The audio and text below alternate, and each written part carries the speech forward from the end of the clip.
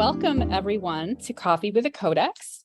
If this is your first time here, you're very welcome. And if you've returned, you're also very welcome. My name is Dot Porter. I am the curator for digital research services in the Kislak Center for Special Collections, Rare Books and Manuscripts at the University of Pennsylvania Libraries. I split my time with the Schoenberg Institute for Manuscript Studies, which is a research and development group inside the Kislak Center, and we do all kinds of manuscripts work. We do a lot of digital projects. We have a couple of different collections that we work with, and every week, Coffee with a Codex, I take one of our books off the shelf and I do a little show and tell. And so today, I am very pleased to be showing you MS Codex 20, which is let me see. It is, I have it right here. Italian manuscript, 14th century, a copy of the Summa dictaminis by Thomas de Capua, who was a cardinal in the 13th century. So he wrote it in the 13th century, and then it was copied, and we have one of the copies. That text takes up about half of the manuscript, and the other half of the manuscript is a bunch of other stuff, much of it attributed to a single author, Johannes Bondi de Aquilegia. Whether or not all of those are actually by that person it's sort of unclear.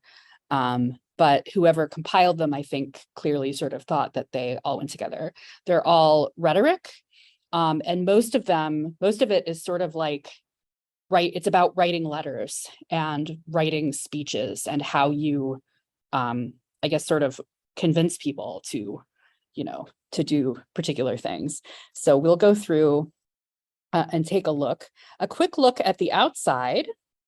You can probably tell that this is not the original binding, right? This is not a 14th century binding at all. And I will, if I can tip it.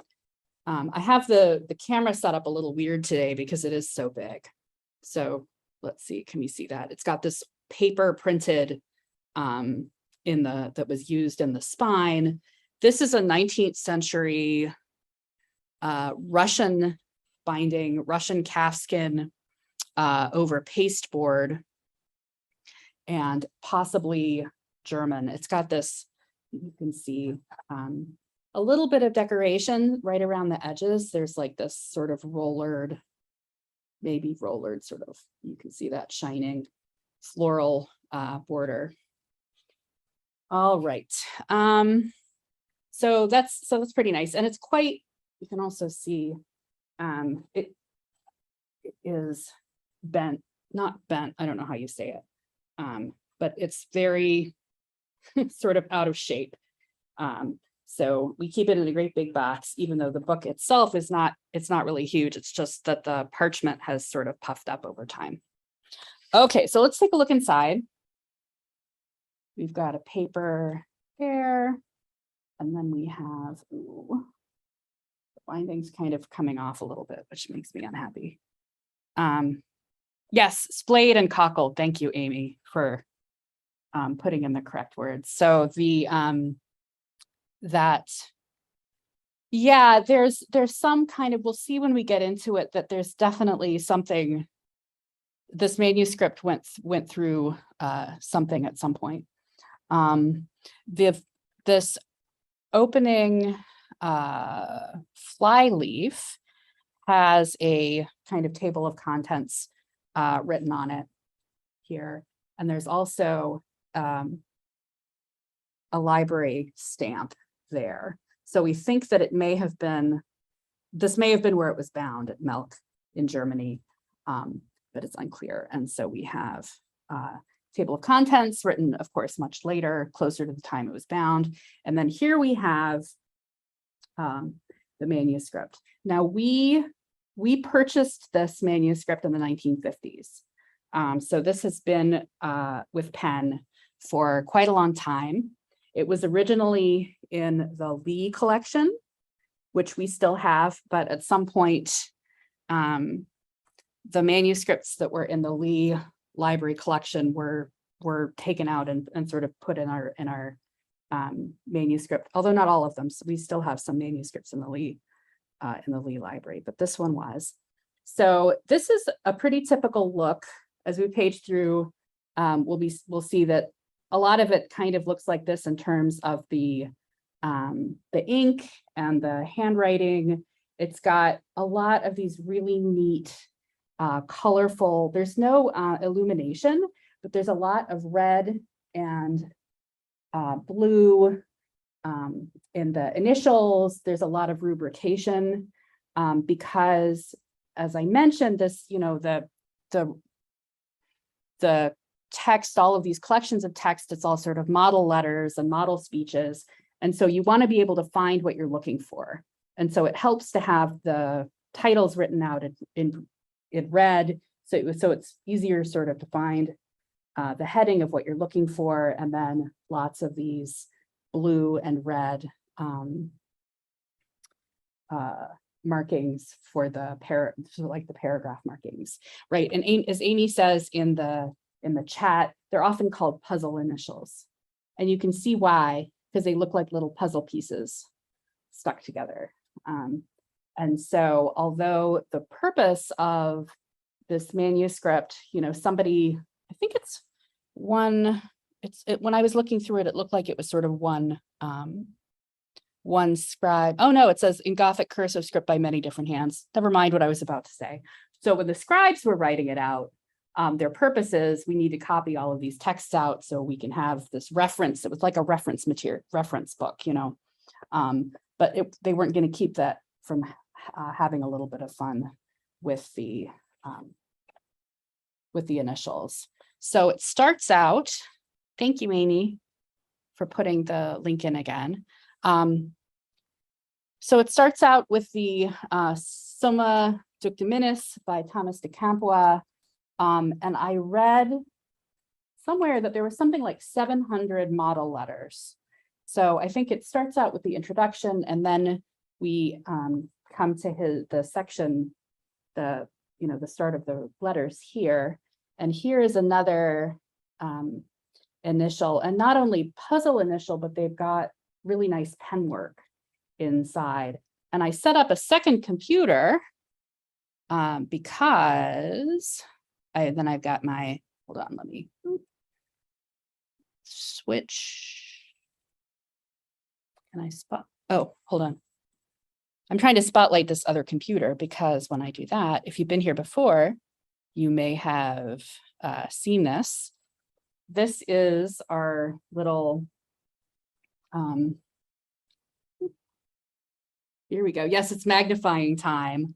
So we're going to take a really close look at the details. So this is what it looks like on the inside. I'm going to turn it a little bit because I'm sort of giving you an odd idea. So this is, here we are inside that D, and you can see how fine those lines are and really how bright the colors are. They're really bright, beautiful colors. So I will switch back to replace spotlight. There we go. And we'll go back and forth a little bit to see more of that, but really, I think really beautiful ones. I got a question after last week as well, asking how the scribes got the lines so straight.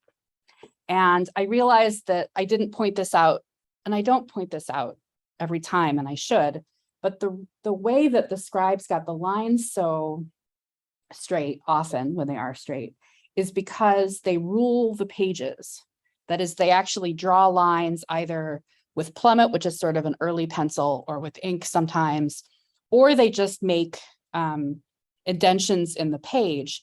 And the way that they make those lines straight is often through the use of pricking. And so if you see off on the edge here, there are these little holes. And what these were done is before there was any writing on the page, as they were preparing the parchment, they would lay out the sheets and put these prick marks on the edges, and then draw from prick mark to prick mark. And some space, I think you might even be able to see then the line. Yeah, here we go. The lines that they drew here from prick mark to prick mark. Your next question is going to be, how did they make the prick marks? How did they get them straight? So could have just been, they could have had sort of rulers and used pins and sort of went through and pinned them. But there's also a theory that they had little rollers, like pizza rollers, at least at some point and in some places, because there are manuscripts I've seen that sometimes have multiple rows that kind of overlap and move. But nobody's ever seen one of these. And as far as I know, they weren't talked about. So I don't know, that's sort of a theory, but it's sort of an interesting one. But if you're ever looking in the margins and you see, often these have been trimmed off, so you don't see them all the time. Pounce wheels, I've never heard that name, but that's great. Pounce wheels. But if you see those, that's what's going on, is that this was part of the preparation of the parchment for writing to make those straight lines. All right, so we're still in Summa dictaminis. I'm saying that wrong. I'm saying dictaminis, which is a different thing.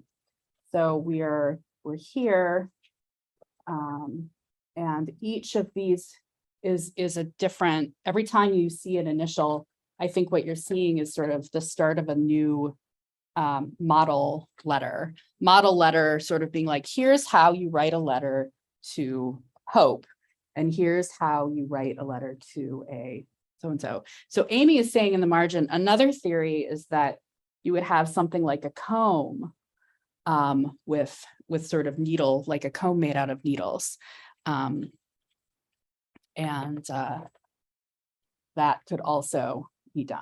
So here's, oh, actually, here we go. I just said sometimes you find manuscripts with multiple sets of prick marks. I think that's what we have here. If you see, we have these sort of deep prick marks, but then if you look out here, there's another set. They're sort of lighter, and they're up here too. Look at that. Interesting. So they made one set of prick marks and then another set of prick marks, and I see it on the other side as well. The same thing is happening over here. So always worth looking for prick marks. We're also going to see there's a little note up here in the margin. There are a lot of marginal notations in this manuscript. There's also a couple over here. I think that they're actually contemporary with the manuscript, and I think that these are some kind of reference marks for the letters themselves. I don't think that they were added later, but I'm not 100% clear, but it looks to me like it was part of the process of writing the manuscript. There was also, I saw at least one, here it is, at least one manicule when I was going through. A manicule is a little, you know what, I might pull out the micro camera for this. It's a little pointer hand that scribes would draw in the margins, usually to point to interesting items in there. But it looks like this looks like a manicule, but it's not pointing at the text. It's pointing, if it's pointing at anything, it looks like it's pointing at that mark there in the margin. So I'm just, because I'm curious, I'm going to switch cameras again, and we'll take a look and see what that is. Bran says it looks like someone has gotten stuck in the binding. It does kind of look like that. I don't know if this is going to work. I think this is, it's too far in the binding. Let's see if I can make it. Oh, let's see. Oh, there it is. Look at that. There's our little hand pointing. Oop, oop. There it is. I don't know. It's pointing at that. Sorry if I'm giving you a headache. Oh, that's so fun. Okay, close up manicule. See if we can get him a little bit.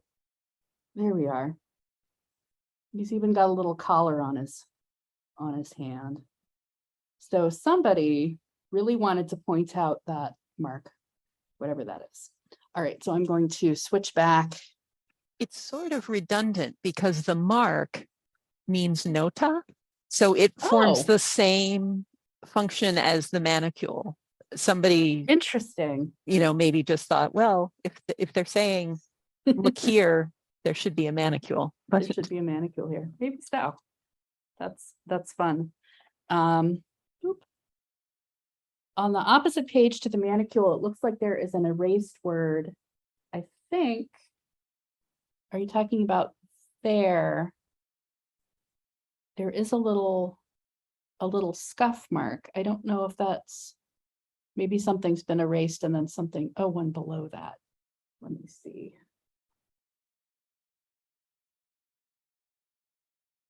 Looking. Oh, right. Here we go. I see where you're looking. Right there. Here. We're looking right here. Yes, something has been erased. Erased there, which means that probably what they did, because they didn't have like pink erasers, they would have taken a knife and actually scraped, or something sharp, and scraped the ink off of that. So yeah, there maybe the scribe made an error and somebody noticed it later and just scraped it off. Sometimes they don't even bother scraping them off. Sometimes if you'll see in the text, little dots underneath letters, that will mean that you can ignore it. So we're only on, so this is paginated instead of foliated. We're only on page 37. So let's keep moving. More notes, sort of marginal notes, pretty substantial ones there. With the red outline. I actually want to get to the end of this section because there's something sort of interesting that happens at the end. Let me find. Sorry, I have two computers and I still can't find what I'm looking for. So this section ends on page 172. Oh, I even put a thing here. So there's a couple of things interesting that are happening here. I'm not going to bother. So this is the start of the next section. You can see there's a nice big initial, and then this is the end of the first section, which is that Thomas de Capua's section. And I want to point out a couple of things. One is that if you look down here in the gutter, there's like a stub here, and it's actually glued onto this page. So there's this piece of parchment kind of coming out of the gutter and it's glued to this page. And then the second thing that I notice is these little holes. There are these little holes here and they're all over. You can see them better maybe here in this margin, lots of these little holes. And these are bookworm holes. So these are little holes where little worms have chewed through. And if we look on the other side here, there are no bookworm holes on this page, even though this is side by side. And also it's actually kind of unusual to see holes like this in parchment, because bookworms usually eat paper and they eat wood, but they don't eat parchment unless the parchment is right up against the wood or maybe paper. And so what I think is that it's possible that at some point this page was bound in a wooden binding, and I'm totally guessing, right, because there's no way for me to know this, was bound in a wooden binding and it got chewed through, and then the worms also chewed through this parchment. And if you see here, it goes through for a bit. I mean, it does eventually trail out because the worms at some point say, I don't want to eat this anymore, and they crawl back out. But so there's that. So I think that at some early point, obviously before what did I say, the 18th century or 19th century, when this binding was done, at one point these two were combined, I don't know. But at some point this was bound separately. All right, so what about this thing down in the gutter? I did a model. I made a structural model of this, and I included a link in the links that I put in there earlier. I won't switch to it. But if you look at that, you'll see that this last choir is actually very strangely put together. It has three what I call subchoirs. It actually has three different sets of folded sheets put together, and then they're all enveloped in this bit of parchment here, which you can see here. And then at the start here, this is page 161. This is the other side of that parchment where it's sort of stuck together. And that's not something you see very much. So that was very cool for me. And I wanted to be sure to point it out to you. So as far as I can tell from the description, there's nothing odd happening with the text. It's just that it was bound this way at some point, sort of put together. All right. I can throw in one thing about the text. I know that our records suggest that perhaps this is a colophon that has been rubbed out at the end here, but I don't think so. I'm gonna go back and change it because it looks like the text is continuing. You can see like a red kind of I think that at the beginning there's red sort of section heading and then a letter that would be a section heading. Yeah. And I wonder if they somehow lost the end, like if the end was too badly damaged, maybe this was a good stopping place where there was a section about to start, and that's why it got rubbed out. Yeah, I think that makes more sense. So because it looks a lot more like, if we go up the page a little bit, I mean, that it's the same kind of thing. You just have, so if we looked at the text, it would probably continue after. As far as I know, nobody has really looked at this for editing. There are a lot of copies of this. I think I saw that there were like 80 manuscript copies that survived of this text. And in 1950, in the 54 description, it said that it had never been printed, although I expect that's changed, but I don't know if this has been edited or not. So there we go. So we still have a little bit of time. So we'll come and look over here at this one. I'm going to switch. I love these initials so much. So I'm going to amuse myself and switch back to the this so we can take a look at. Here we go. I just think it's so pretty, even though it's not particularly fancy. It's just really beautifully. Hold on, I'm going to do this. There we go. And I like the parchment. Let's see if we can go down a little bit. I just love it. I just think that's so cool. All right, so there's that initial. And what we're doing here, switch back. So these next sections, it's continuing with the sort of model,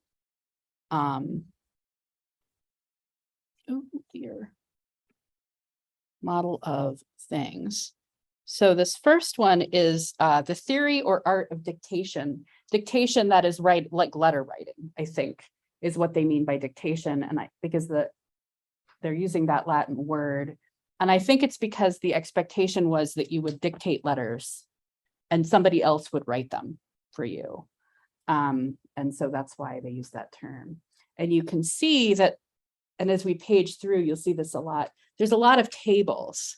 It's sort of like, if you're referring to this person, you use this term. And if you're referring to this person, you use this term. They do look like fish. Amy says they look like fish. They actually have fish. I love these because it's like, clearly the scribe thought this is boring and I have a sense of humor, so I'm going to make them look like little fishies. So he puts little fish heads on them because he can, and why not? You know, I like it. So, and then there's more fishes on this side. And then we get to here, and we've got more of these colorful initials. We've got almost little, I don't know what this is, little kind of tables there, and more tables. But it was a very sort of formal way of doing that. So that's the first section. And then this next section is about modes of address, salutation and conclusion, suitable for every rank of society from the Pope downwards. So these, and it actually consists of, I think it says, we have 8 tables here, and each one is numbered. So this is the prima table, the first table here, which I guess is like the Pope. The first table, the second table, so we're moving down, and then the third table, and the fourth, fifth. Oh, that's sort of interesting, this one here. Fifth, sixth, probably trying to cover like every possible circumstance. I'm a little obsessed, but I think there was a fishy catchword on the previous page. Oh, was there a fishy? Oh, yes, there was. There it is. Sorry to interrupt. No, it's okay. No, it does have catchwords. I think that's the only one with a fish. I like that I think he was pretty bored, actually. Here's a little face here. And there's another face on the next page. A little face up here. And a little fish. They are very charming, aren't they? Here, I wish I had I'm trying to pull up a little bit, but that's okay. And then we're on Septima. So this is going to be the 7th. And I think this is the 8th. The 8th, I believe, is replies. So you write to them and then they write back, and then you have to reply it. So there's a whole other one for that. And the 7th one is actually for writing letters to Jews, Saracens, heretics. That's the word used in the 50s description.